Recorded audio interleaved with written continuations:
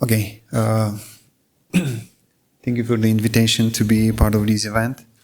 My name is Belev. I'm VP of Services at Netix. Netix is a distributed global exchange platform. And today's topic is to talk more about the internet peering. As we mentioned earlier in the previous presentation, the infrastructure is what it's all about, and all the other services are on top of that. But the internet peering is one of the essential services nowadays, and it keeps us all connected. And being well connected nowadays is, really means something. What's internet peering? I don't think that anybody in this room needs to know more about. We all know what the peering is. How the peering is built.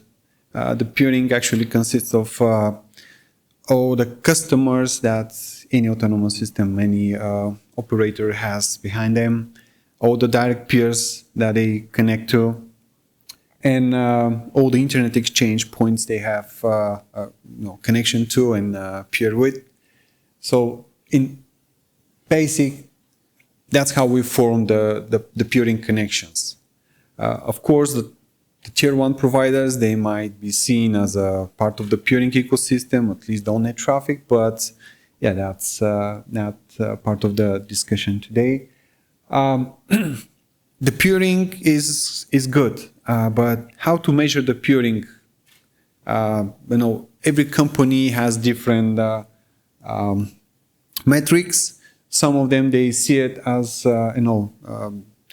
the ratio between the transit services, how they can save some costs from the transit, and that's why they build their peering connections.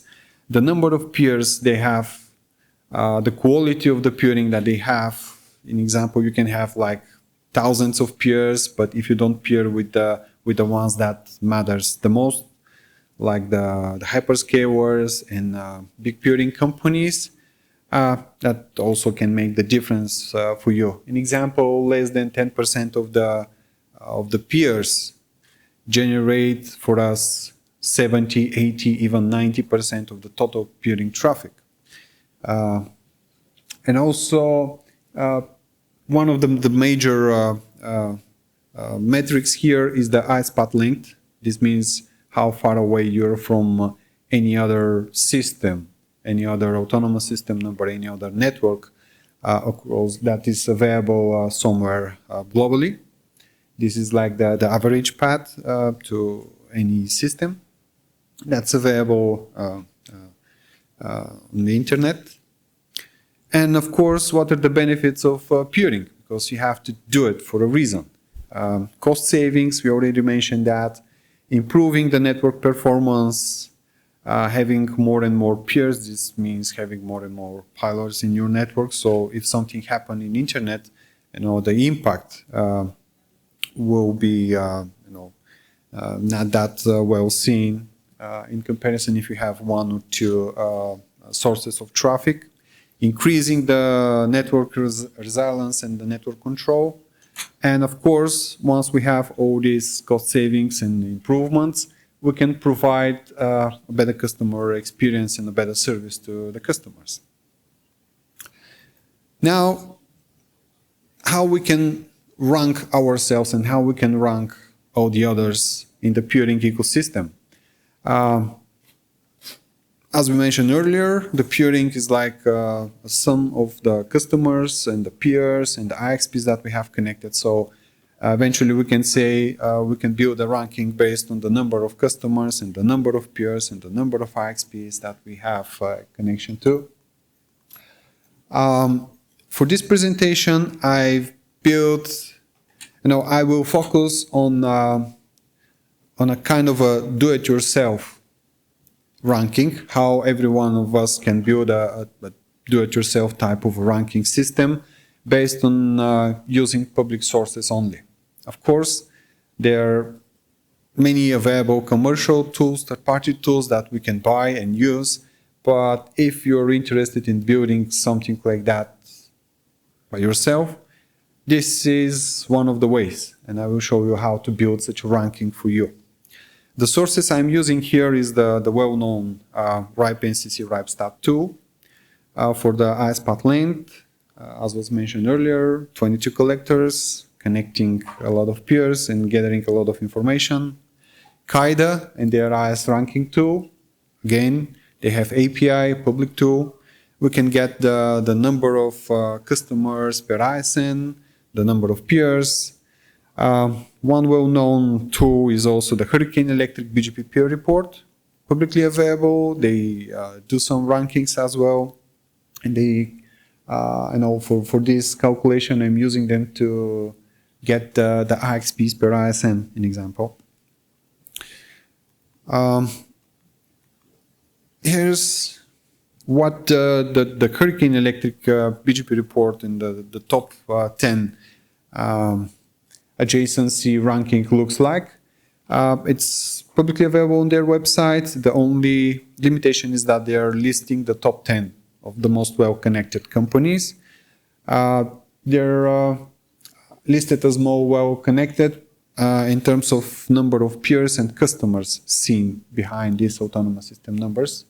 What I did is, how this database is built using the RIPE NCC risk collector as well, some other projects like RootView project and some other sources.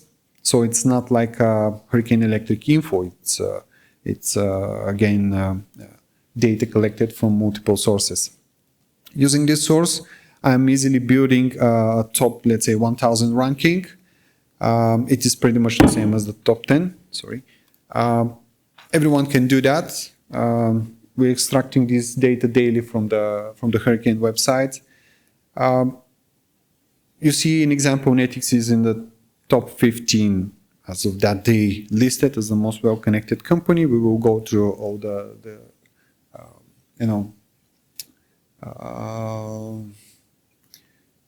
sources of the information. We will see how this actually database is built and why all these companies are that well connected, or why the last 50 companies in the bottom are not that well connected. In example, as I mentioned earlier, the peering, we will use the peering ranking based on the number of customers, peers, and IXPs, the ISPAT length, and all the quantity related to the peers. We are not focusing on the cost savings here because everybody sees that as differently. Now, a bit information about the top 1000 autonomous system numbers. The top 1000 autonomous system numbers globally, they have like 675 IXPs, unique IXPs connected. 42 ISNs, they don't have a connection to any IXP. Going down, you will see that, in example, the number of, actually the top 20 of the ISNs, they have like 350 IXPs connected. See the top 1000 and top 20. They actually, the top 20, they have half of all the IXPs connected. That small number of ISNs, they have a lot of IXPs connected. This means being connected to an IXP matters. And the top 20 of the most well-connected companies are just saying that to us. Every of this autonomous system number in this top 20 list is connected to like 17 IXPs, while the average number for the top 1000 is like 1 IXP per ISN. The most well-connected companies, they know how to build their peering, and they're saying that to us. This is the list of the top 10 of the most well-connected of the IXPs that are connected to this top 20 ISNs. There are more than 10 because many of the IXPs, they have the same ranking as the others. You can see the list from the presentation, but like the summary from this side is that being connected to IXPs looks like it matters. We will see why. Uh, Here is a diagram of the top 50 of the connected of this ranking top 1000, the top 50 of the ISNs, and in that column we see the IXP ranking, and these are the number of IXPs connected per ISN.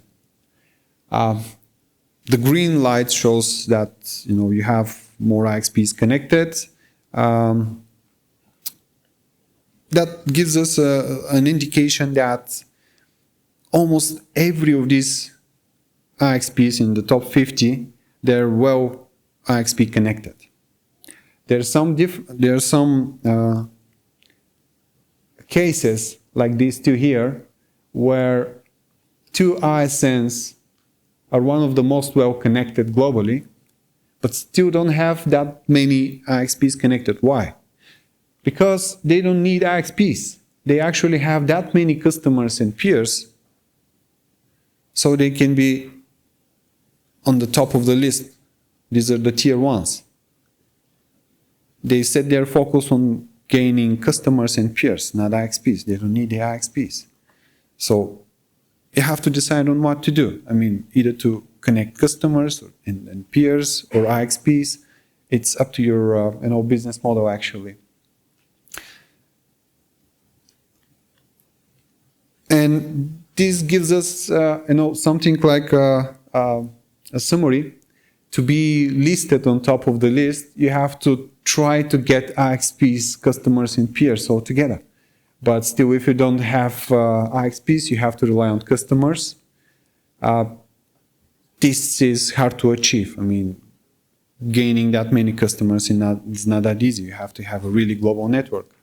And of course, you can have more IXPs instead of customers, but that's not the preferred option. This is the top of the list. This is the top of the list of the top 1000 with the IXP comparison. As we see, there are not that many green cells here. This means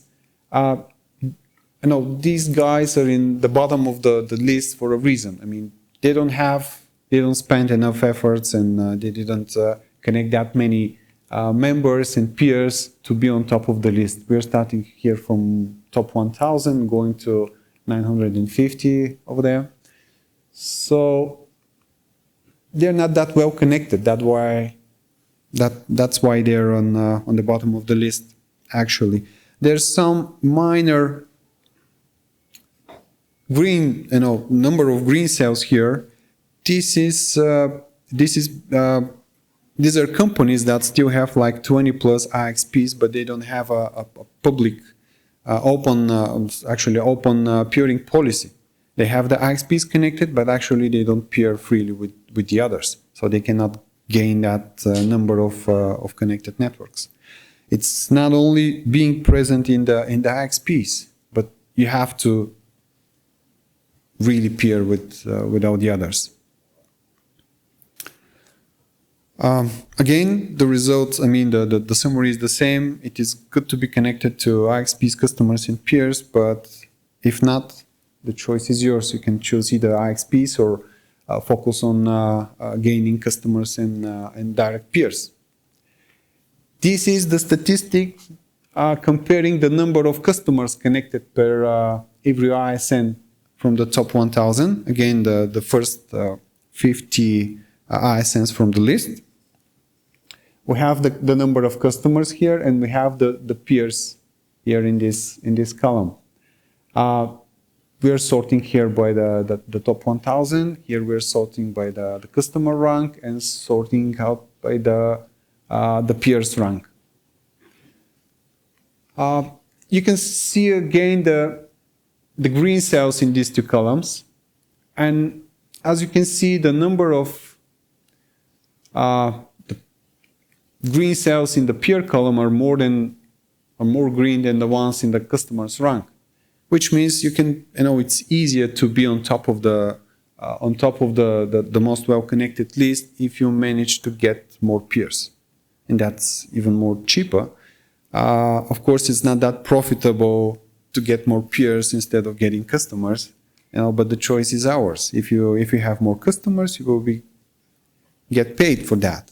If you focus on adding more peers, it will be free of charge, but yeah, you will not get that many money, but you can increase your ranking. These are the choices that we have to, make when we are building our peering policy. What to do? Focusing on peering with IXPs, connecting peers, gaining customers. Again, the best option is to have both customers and peers connected, higher number of customers and peers. But if you cannot do that, the peers will do the work for you. Of course, you always have the option for connecting more customers, but it's not that easy. It's more, it's harder to convince a company to become your customer. It's easier to connect them as a peer. Looking at the bottom of this ranking with the customers and peers, we see pretty much the same. The ISNs that are on the bottom of the list, they don't have that many customers, as you see, and peers. They're in the bottom of the customers rank and the peers rank as well. We see only one difference here.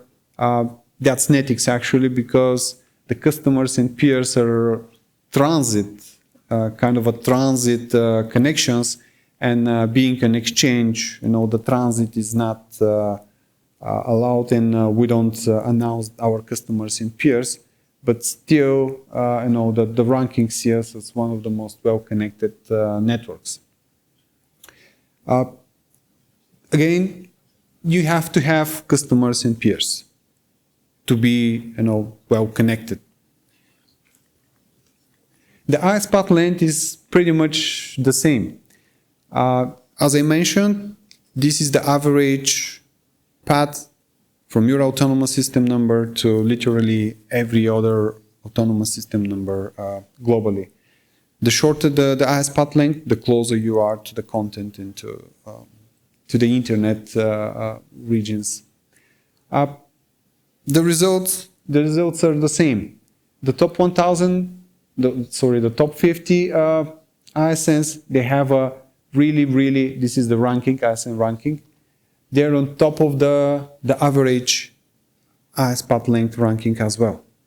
So they did their best to be globally spread and connected all around the world, so they can get not only as many peers as possible, but also be as close as possible to every other ISN.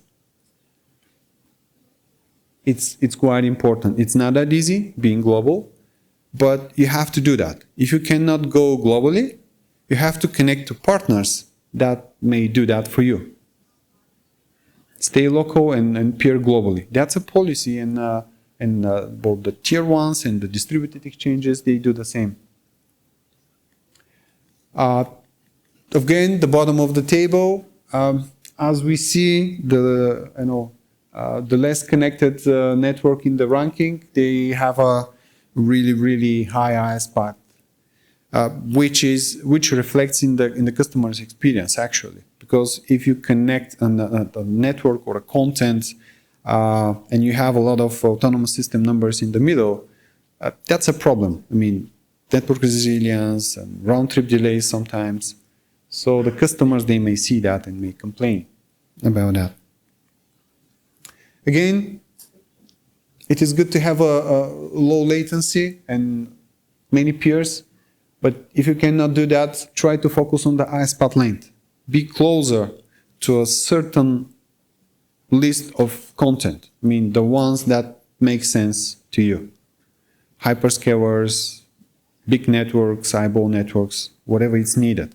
Just be close to them. It's more important than the number of peers. Now, some summary.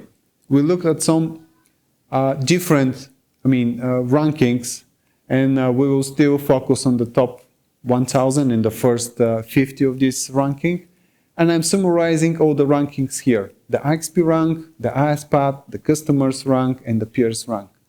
Let's see why these actually most well-connected ISNs are here in this top 50.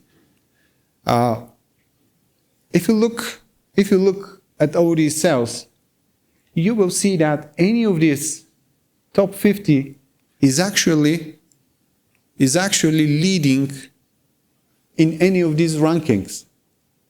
If not, look at this an example. If it's not leading in these three, it's leading in that one. Another example here.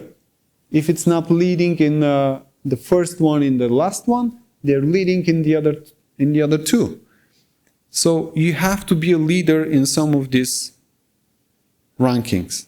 You have to either invest in IXP connections, you have to invest in peers, you have to invest in locations, being closer, being as close as possible to the content, or be a leader in connecting more and more networks to you directly, peers. Any one of these companies is doing at least one or two. It's better to have 3 or 4, but it's quite expensive. You see the leaders here? They have a lot of green cells. They're investing in every of these aspect of being well connected. You see, literally everyone is a leader in some of these rankings. So that's why, as a summary, as a combination of all these efforts that they spend, they're in this top 50 ranking. Everybody can improve their ranking, everybody can improve their connection if they spend some more time in dealing with any of these parameters and measures and anything. And it's easy to see how you grow in the ranking. It's daily updated, so you can see, like, if you spend like 1 month in contacting international peers or regional peers or something like that, how you grow in the ranking. You can easily build a tool, of course, for your ISN and see how the trend goes. As a result, the more you peer, the better. The IS rank is not everything, but it says us something. All these most well-connected companies, they're not here by chance. We have to do something about that, and it's not that hard. The IXPs are literally everywhere. The peers, there are a lot of companies willing to peer with everyone. It's up to us.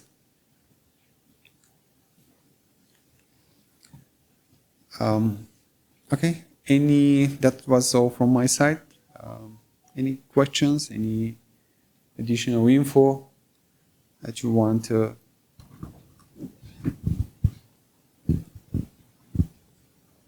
Okay.